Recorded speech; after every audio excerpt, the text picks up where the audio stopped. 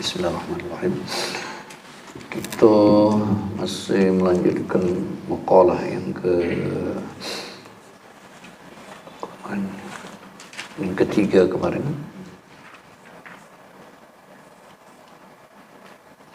Ya, yang ketiga ya. Maqalah tsalisah. Lanjutannya. Waman ajabat dunya zahabat anhul akhirah. Barang siapa yang memenuhi seruan atau panggilan dunia, maka telah hilang daripadanya akhirat.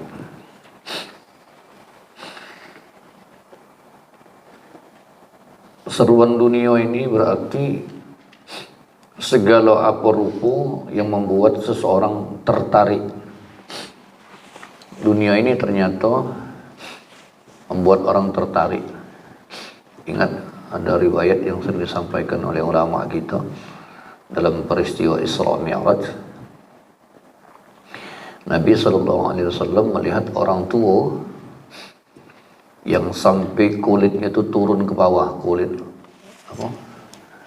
pipinya, saking tuanya. Lantas Nabi nanya sama Malaikat Jibril, siapa itu? Kata Malaikat Jibril, itu adalah gambaran dunia. Dunia itu semakin tua, semakin cantik rupa. Dan perempuan itu memang di saat dia tua-tuanya, tapi dia beraih sedemikian rupa. Nah, itulah gambaran dunia, tambah tua, tambah beraih, tambah cantik dipandang mata. Maka orang pasti tertarik dengan kecantikan itu. Maka dunia ini bisa membuat kita jadi silau. Dunia ini membuat orang melakukan segala hal untuk mendapatkannya. Dunia bagaikan mutiara yang berada tersembunyi di pasir pantai. Orang akan menggali mencarinya.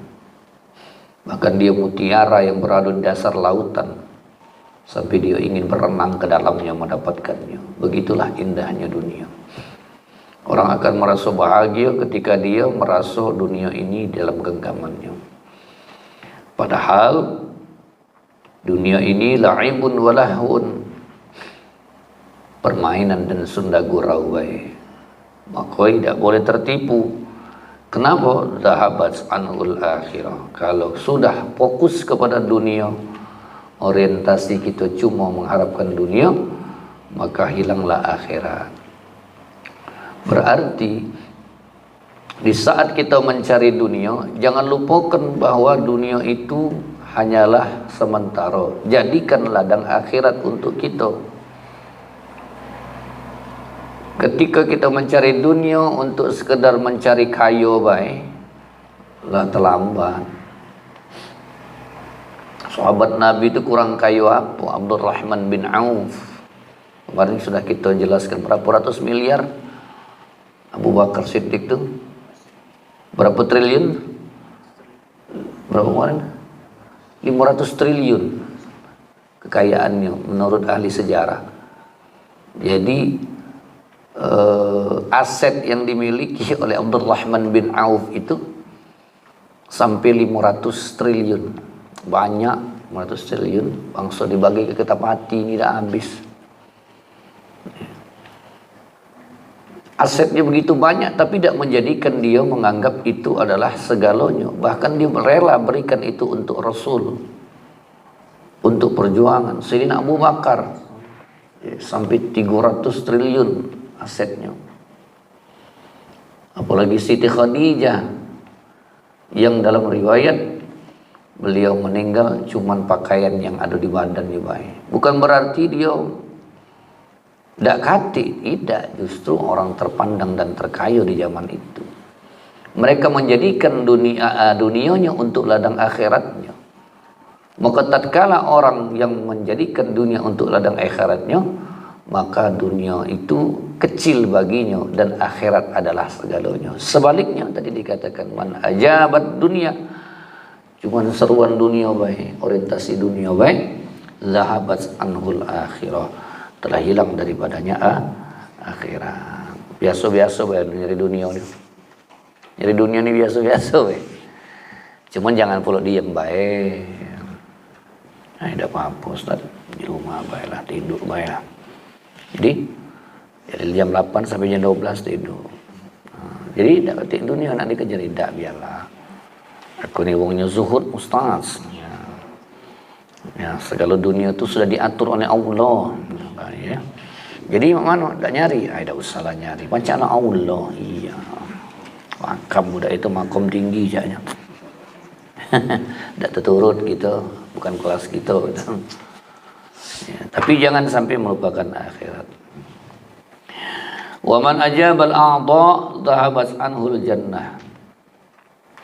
Dan barang siapa yang memenuhi seruan anggota tubuhnya baik, akan hilang daripadanya, telah hilang daripadanya surga. Arti surga itu kenikmatan. Nikmatnya abadi. Tapi kenikmatan itu juga diberikan oleh Allah dalam anggota tubuh kita. Dari ujung rambut ke ujung kaki ini ada kenikmatan di dalamnya. Maka adanya rasa. Fitrahnya kita kan punya rasa. Dari ujung rambut ke ujung kaki ini ada rasa, kenikmatan. Tapi ketika kita menjadikan kenikmatan itu hanya untuk anggota tubuh kita, kenikmatan yang abadi itu akan hilang dari kita. Surga. Dengan apa? Ya, kenikmatan dengan memperturutkan segala keburukan yang ada dalam diri kita. Melakukan segala sesuatu yang melanggar aturan dan keharaman dari Allah dan Rasulnya demi memenuhi hasrat kesenangan badan kita. Maksud surga yang nikmat selama-lamanya itu tidak bakal kita peroleh. Zahabat anhu, telah hilang baginya. Ini makalah ini nyatakan. Ada hadis Nabi. Ruwiya annahu qal, diriwayatkan daripadanya, la yadkhulul jannata ahadan. Tidaklah akan masuk surga salah satu di antara kamu illa ra'a, kecuali dia melihat maq'adahu minan nar, tempatnya di neraka. Lau asa'a liyazdada syukran, seandainya dia melakukan keburukan, liyazdada syukran, maka akan bertambahlah syukurnya. Kalau bahasa kita mah ini, pas orang itu merasakan nikmatnya surga, dia lah jingok dulu neraka. Ya Allah, kalau aku ngawikan gawe dak berat, kalau gawe dak benar, pasti aku masuk neraka. Tapi alhamdulillah Allah masukkan surga. Liyazdada syukran, bertambah syukur, alhamdulillah ya Allah, aku terhindar dari perbuatan buruk sehingga aku bisa masuk dalam surga. Wala yadkhulul nar, dan tidak akan masuk surga ahadan, salah satu di antara kamu tu, illa ra'a, kecuali dia melihat maq'adahu minal jannah, melihat tempatnya di surga. Lau ahsana liyakuna alaihi hasratan, seandainya dia berbuat baik yang menjadikan atas dia tadi penyesalan. Nah, sebenarnya dialah melihat sebenarnya tempatnya di surga itu, tapi tempatnya di neraka. Kenapa? Karena dia melakukan keburukan. Seandainya dia bisa melakukan kebaikan, maka dia akan menyesal lah. Kenapa? Dia meninggalkan kebaikan itu sehingga dia langsung masuk ke dalam neraka. Sementara surga yang tampak dalam matanya tadi diabaikan saja dengan perbuatan buruk, maka dia akan menjadi orang yang paling menyesal. Rawahul Bukhari. Mana tadi terakhir?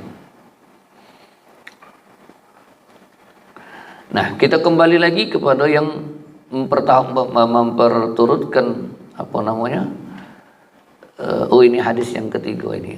Yang tadi itu hadisnya ini, yang untuk ajabal a'dha. Ma min 'abdin illa walahu baitan. Tidaklah seorang hamba itu kecuali baginya dua tempat. Baitani. Baitun fil jannah, rumah, ada dua rumah. Jadi kita ni sudah ada dua. Baitun fil jannah, rumah di surga, wa baitun finnar, dan rumah di neraka. Fa ammal mu'minu, maka ketika orang mukmin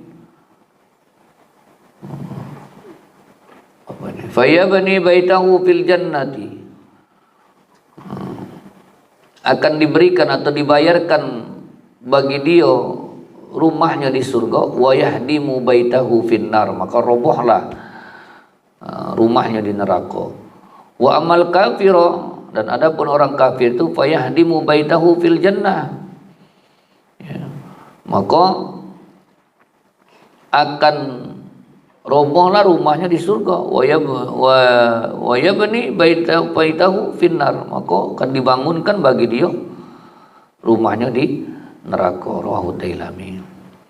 Nah, jadi orang yang memperturutkan keinginan tubuhnya saja, dia masuk ke dalam neraka. Bagi orang kafir, bagi orang mukmin, dia ditempatkan di dalam surga, rumahnya di surga. Nah, yang ketiga, yang terakhir di maqalah ini, waman ajaballahu ta'ala, barang siapa yang memenuhi seruan Allah Ta'ala, zahabat anhu sayyi'at, telah hilang baginya segala keburukan, wa nala jami'al khairat, dan dia akan memperoleh segala kebaikan. Nah, seruan Allah, panggilan Allah itu adalah menuju kepada kebaikan. Kemarin ayat itu sudah kita baca. Wallahu yad'u ilal jannati wal maghfirah. Allah Subhanahu wa taala itu mengajak kamu kepada surga dan pengampunan. Ayat yang di awalnya, ulaika yad'una ilan nar. Qala Allah Ta'ala, ulaika yad'una ilan nar. Sementara iblis itu mengajak kamu kepada neraka. Wallahu yad'u ilal jannati wal maghfirah, dan Allah mengajak kamu kepada surga dan pengampunan Allah. Maka siapa yang memenuhi seruan Allah, panggilan Allah, maka hilanglah segala keburukan bagi dirinya. Ya, panggilan Allah dalam syariatnya. Karena sumber keburukan itu adalah melakukan segala di luar aturan Allah dan Rasulnya. Maka saat orang memenuhi panggilan Allah dan memenuhi ajaran daripada Rasulullah, maka keburukan tadi akan hilang. Sumbernya akan lenyap daripadanya, karena dia memenuhi panggilan Allah. Wa nala jami'al khairat, dan dia mendapatkan segala macam kebaikan. Waktu sholat bangun, itu kan memenuhi panggilan Allah.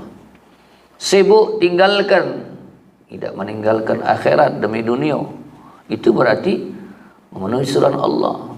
Subuh nikmat tidur, dingin-dingin, musim dingin, pengantin baru pula. Musim hujan terus pula, malam terus pula hujan.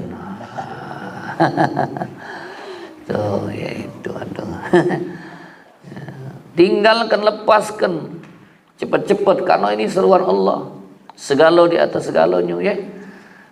Mana pengantin baru Iko? Ya. Jangan kesiangan pengantin. Ya. Kalau kemarin masih bujang, qobliyah subuh dah tinggal, sudah kawin ini malah lebih kuat. Qobliyah subuh bahkan tahajudnya minimal paling dikit 2 rakaat. Ya, malam-malam jam 4 lah bangun. Ajak orang rumahnya tuh bangun dek.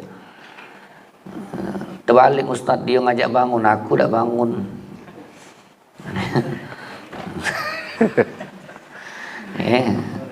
Nah, itu. Jadi jangan seruan Allah, salatu khairum minan naum.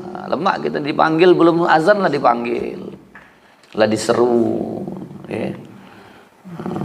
Panggilan lah jam 4.20 waktu subuh, jam 4 lewat 43 menit, bangun misalnya. Belum kaget Alhamdulillahilladzi ahyana. 3 kali bangunan. Ketiganya azan, baru as-salatu khairum minan naum. Penuhi panggilan Allah itu, penuhi. Kenapa? Biar hilang kalau keburukan. Kita nih ada apa namanya itu?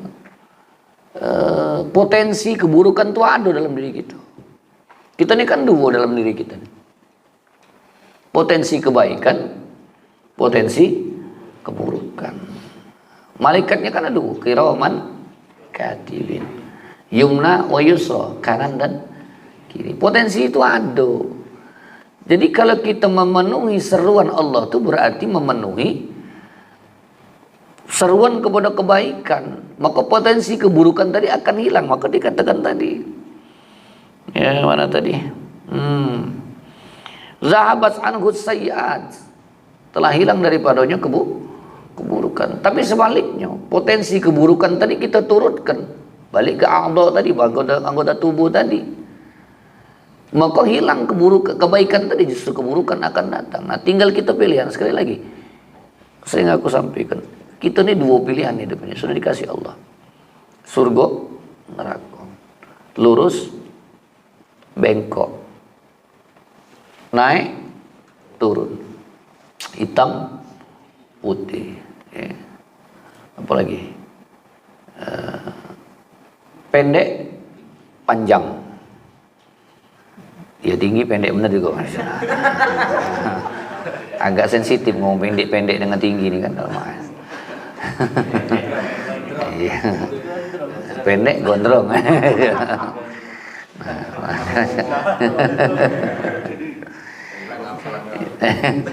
Lah kan itu kan pilihan. Kanan kiri, kemana? Ke kanan ke kiri. Pilihannya tidak kate, pilihan tengah-tengah. Ya, surga neraka kate tengah-tengah, atau surga dengan neraka kate. Mulai surga neraka. Ya. Kanan kiri, tidak tengah-tengah, tidak kanan kiri. Itu nah, itu. Ada pedas manis, campah manis misalnya, karena itu pasangannya. Nah itulah. Jadi potensi keburukan tadi ditutup.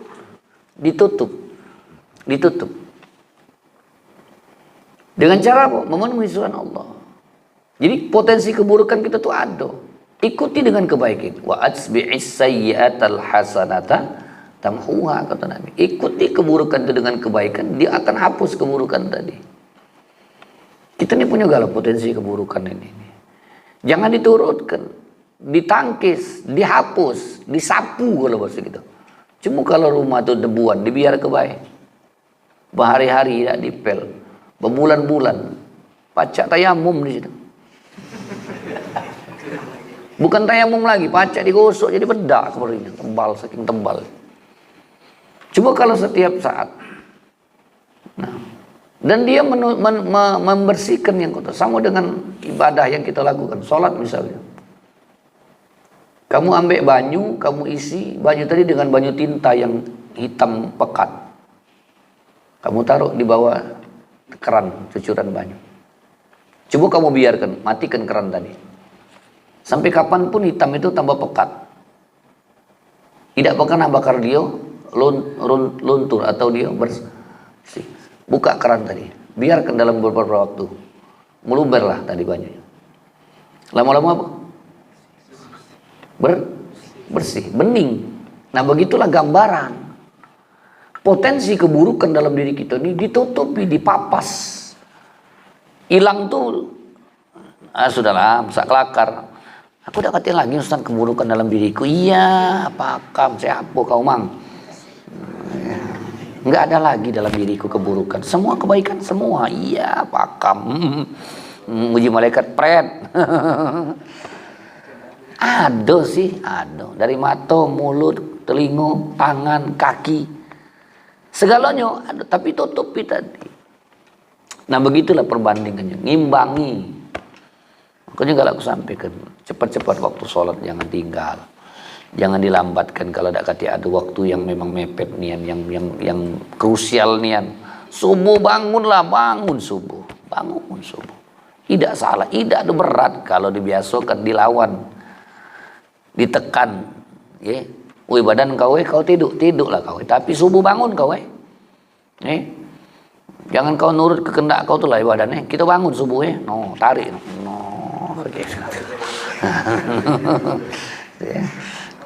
Bangun subuh. Makanya cara bangun tidur itu mah ini cara bangun.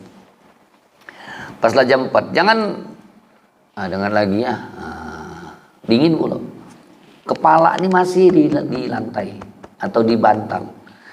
Ngangkat pantat baik, sudah selesai. Dulukan kepala, jangan dulu ke pantat bangun tuh. Paham dah maksud aku? Bayangkan kalau kamu dulukan pantat, kepala kamu masih di bantal. Nah, lemak tidur malahan mah itu. Coba kalau kepala dulu. Bangun. Colek dulu mata, bersih dulu. Sambil baca doa alhamdulillahilladzi ahyana. Itu sunnahnya seperti itu. Nah. Melek mata.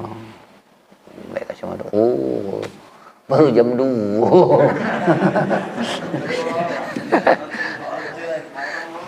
Cepat-cepat bangun nonton bola. Kalah pula 5-2 Real Madrid. Nah, juga lah payah-payah kalah pula, tapi biarlah dia tuh menang tarekam bae. Iya, ngibur diri. Oke. Ya, baru alhamdulillah. Cepat sudah stabil ke dulu, jangan langsung tegak. Enggak bagus kalau untuk peredaran darah. Apalagi umur 40 tahun ke pucuk. Agak sensi bergerak tuh pergerakan tuh. Bergerak nah, sudah cucuk mata. Baru tempat ke kamar mandi entah nak. Biasanya kalau bangun normal, bangun tidur harus kencing. Karena bekerja ginjalnya itu. Jadi kalau kamu bangun tidur tidak kencing itu kata ahli kesehatan itu agak bermasalah dengan ginjalnya. Tapi kalau normal itu biasanya dia bangun tidur biasanya buang air kecil yang bukan air besar ya.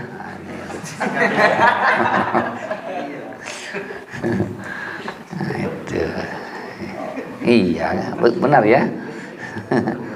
Ya begitulah. Jadi paham ya, ngerti ya. Jadi sekali lagi intinya dari seluruh bahasan makalah ini, pilihan terbaik itu adalah pilihan pada kebaikan.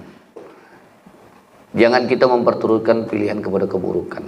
Potensi keburukan tadi dipapas, ditahan, ditekan. Di saat kita bisa memperturutkan potensi keburukan tadi, kenapa kita tidak bisa memperturutkan potensi kebaikan? Di saat kita melupakan potensi kebaikan tadi, kenapa kita tidak bisa melupakan potensi keburukan yang ada dalam diri kita? Berarti dua-duanya bisa. Dan jangan tertipu kesenangan dalam diri kita nih, memperturutkan anggota tubuh kita kesenangan yang hanya sementara, tapi lupa akan hilang kesenangan yang selama-lamanya, kesenangan di dalam surga. Di saat apa yang kita inginkan di surga itu ada. Bahkan buah, segala macam buah di dunia ini ada. Ya. Tidak sulit. Bahkan apa yang terdetik di hati pun diberikan oleh Allah Subhanahu wa taala bagi kita. Nah, itu kenikmatan yang hakiki. Nah, sementara kita melupakan kenikmatan hakiki itu, tapi kita cuma mengambil kenikmatan yang sifatnya duniawi saja. Demikian, wallahu a'lam.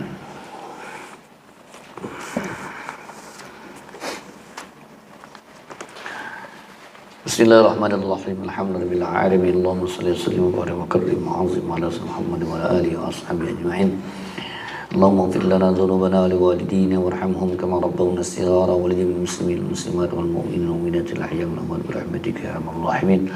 اللهم انفعنا بما علمتنا وعلمنا الذي ينفعنا اللهم اهدنا بهداك واجعلنا ممن يسارع في رضاك ولا تولنا وليا سواك ولا تجعلنا ممن خالف امرك وعصاك حسبنا الله ونعم الوكيل نعم المولى ونعم النصير لا حول ولا قوة إلا بالله العلي العظيم ربنا آتنا في الدنيا حسنة وفي الآخرة حسنة وقنا عذاب النار صلى الله عليه وسلم والحمد لله رب العالمين.